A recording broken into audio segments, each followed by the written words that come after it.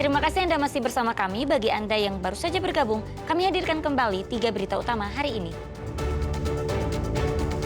Cemburu buta, prajurit TNI tikam seorang pria hingga tewas di Makassar. 7 ton solar subsidi ditimbun di sebuah rumah di Kabupaten Maros. Ditegur Dinas Pendidikan soal rekam video bangunan sekolah rusak, guru Sekolah Dasar Negeri 156 Bulukumba membuat video klarifikasi dan permintaan maaf.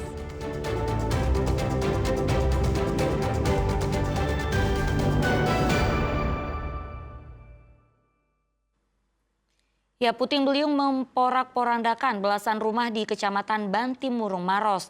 Tak hanya permukiman warga, puting beliung juga merusak fasilitas umum dan sekolah. Terbang.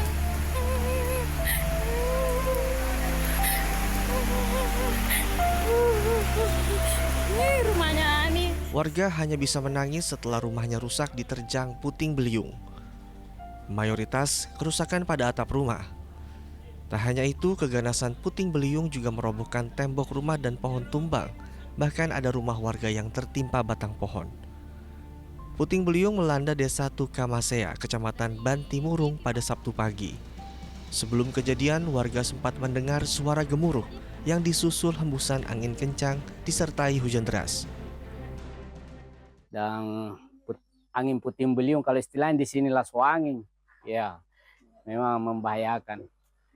Dia ada hujannya, diiringi dengan hujan yang kencang juga. Tapi itu anginnya memang lebih ini lagi, bunyi bergemur. Ini tertimpa pohon, satu pohon di sini, satu mangga. Ini yang tumbang ya. Menurut data dari pemerintah desa, puting beliung merusak 14 rumah serta fasilitas umum seperti sekolah. Ada beberapa fasilitas umum seperti TK, Anur, dan beberapa rumah masyarakat, sekitar 14 rumah, dan ada 2 kandang yang rubuh akibat angin puting beliung yang terjadi di desa Tukamasea. Tidak ada korban jiwa dalam peristiwa ini. Namun sejumlah keluarga yang rumahnya rusak terpaksa mengungsi ke tempat aman. Pemerintah melalui Dinas Sosial telah memberikan bahan material untuk perbaikan rumah. Raisa Habu melaporkan dari Maros.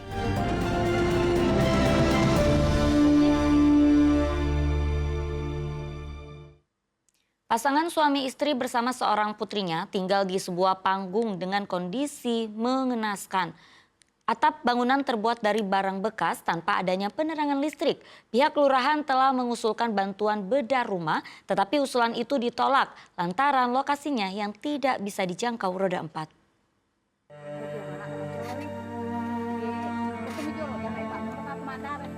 Sudah puluhan tahun, Amir dan Asia bersama anaknya menempati gubuk panggung di Kelurahan Biloka, Kecamatan Pancalautang, Kabupaten Sidrap.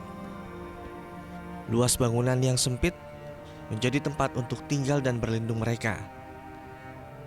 Mirisnya, selama ini mereka hidup tanpa penerangan listrik. Untuk memasak saja mereka masih memanfaatkan kayu bakar. Rumah berukuran 3 x 3 meter. Dibangun dengan material bahan-bahan bekas, terutama atapnya. Lemari untuk menyimpan pakaian pun tak ada, sehingga dibiarkan menumpuk di sisi rumah. Pasangan suami istri ini hanya bekerja sebagai penggarap kebun milik majikannya. Mereka mendapatkan uang setelah tanaman yang mereka budidaya panen dan laku terjual. Jadi kesehariannya bapaknya petani, berkebun. Iya, kebun. Itu kebun miliknya atau kebun orang? Orang, Pak. Punya orang. Oh, punya orang. Iya. Oh, berarti ceritanya dia cuma penggarap ya? Iya, Pak. Iya. Jagung, lombok begitu sih. Berarti pendapatan. Pihak Kelurahan Biloka sempat mengusulkan bantuan bedah rumah kepada Basnas Kabupaten Sidrap. Namun usulan itu ditolak karena lokasi rumah Pak Sutri ini jauh dari permukiman warga dan tidak dapat dijangkau dengan kendaraan roda 4. Pernah dapat bantuan bedah rumah atau belum pernah memang dapat? Belum. Tapi pernah saya usulkan sama Basnas. Iya. Alasan Basnas kemarin itu waktu saya apakah mobilisasi bisa masuk di situ. Nah, tidak bisa kalau pakai roda 4. Meski demikian, pasangan suami istri ini tercatat sebagai penerima bantuan pangan non-tunai (BPNT) dan bantuan sosial program Keluarga Harapan. Suardi Gatang melaporkan dari Sidrap.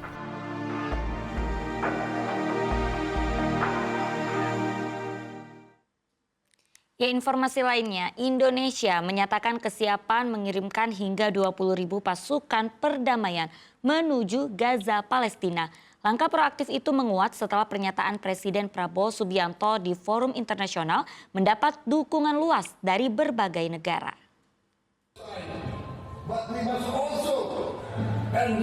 Pernyataan Presiden Prabowo Subianto mengenai upaya perdamaian Gaza terus mendapat sorotan positif komunitas internasional.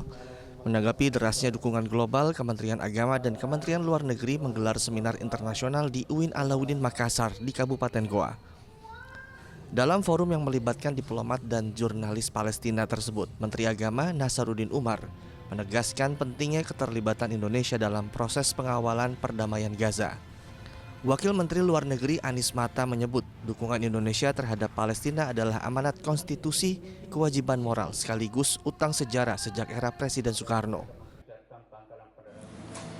Dukungan Indonesia kepada Palestina ini adalah dukungan yang dasarnya datang dari amanat konstitusi kita. Juga datang dari kesadaran kita bahwa ini adalah kewajiban agama dan tentu saja yang sekarang lebih penting ini adalah kewajiban kemanusiaan. Tapi secara khusus ini adalah utang sejarah yang belum lunas sejak Presiden Soekarno dulu mengadakan konferensi Asia Afrika. Rencana pengiriman 20.000 pasukan perdamaian disusun sebagai respons atas eskalasi konflik yang berubah menjadi krisis kemanusiaan global. Pasukan yang disiapkan pemerintah didominasi oleh tim medis dan pasukan Zeni TNI. Namun bentuk mandat dan mekanisme penugasan masih terus dinegosiasikan dalam forum Perserikatan Bangsa-Bangsa. Muhammad Sardi melaporkan dari Goa. Penjelasan singkat dari Bapak Menteri dilanjutkan oleh Bapak Wakil Menteri. Ya, salah satu guru sekolah dasar negeri 156 Kulukubodo, Bulukumba yang merekam dan membagikan kondisi atap sekolah yang ambruk membuat video klarifikasi dan permintaan maaf. Permintaan maaf itu dilakukan setelah yang bersangkutan mendapat teguran dari Dinas Pendidikan Bulukumba. Sudah runtuh di SDT 156 Kulukubodo. Setelah merekam kondisi sekolah dasar negeri 156 Kulukubodo di Bulukumba yang rusak parah, Ahmad Firman malah membuat video klarifikasi dan permintaan maaf dan diunggah di media sosial.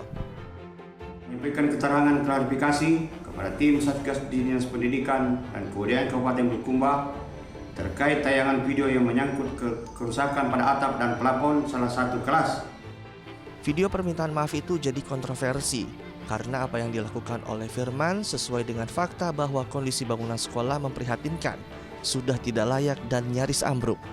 Permintaan maaf itu memicu reaksi keras publik terhadap Dinas Pendidikan Bulukumba lantaran teguran kepada guru itu dinilai tidak tepat. Cukup menghebohkan masyarakat Bulukumba, tiba-tiba muncul klarifikasi permintaan maaf dari ASN kita, dari seorang guru. Kami mempertanyakan di mana peran dari Satgas melalui Dinas Pendidikan. Di ruang rapat ini saya juga tidak melihat wajah ASN buahnya dari Dinas Pendidikan. Apakah ada hadir di sini mendengarkan suara yang terwakilkan di DPR? Tidak ada, Pak. Hingga kini Dinas Pendidikan Bulukumba belum memberikan keterangan resmi terkait alasan pemberian teguran kepada sang guru. Muhammad Sardi melaporkan dari Bulukumba.